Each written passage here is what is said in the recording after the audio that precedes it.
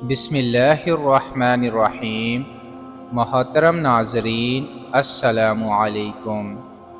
حضرت عبداللہ بن عمر رضی اللہ تعالی عنہ سے روایت ہے، کہتے ہیں کہ رسول اللہ صلی اللہ علیہ وسلم نے فرمایا، قیامت میں اللہ تعالی ایمان والے اپنے بندے کو اپنی رحمت سے قریب کرے گا اور اس پر اپنا خاص پردہ ڈالے گا اور دوسروں سے اس کو پردہ میں کر لے گا۔ پھر اس سے پوچھے گا کہ کیا تو پہچانتا ہے فلاں گناہ، یعنی کیا تجھے یاد ہے کہ تو نے یہ گناہ کیے تھے؟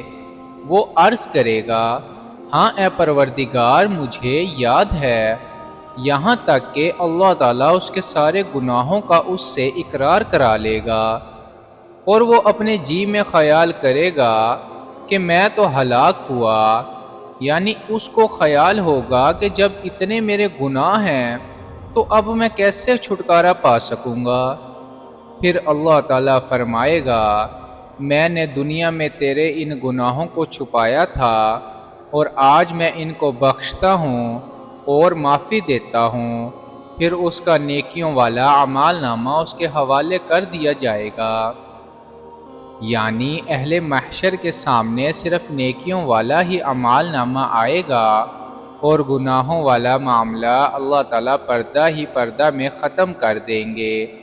لیکن اہل کفر اور منافقین کا معاملہ یہ ہوگا کہ ان کے متعلق پر سرعام پکارا جائے گا کہ یہ وہ لوگ ہیں جنہوں نے اپنے اللہ پر جھوٹی باتیں باندھی، یعنی غلط اور بے اصل خیالات کو اللہ کی طرف نسبت دے کر اپنا دین اور مذہب بنایا۔ خبردار، اللہ کی لعنت ہے ایسے ظالموں پر۔ ناظرین، دین کی بات پھیلانا صدقہ جاریہ ہے۔ ثواب کی نیت سے ویڈیو کو شیئر ضرور کیجیے۔ جزاک اللہ۔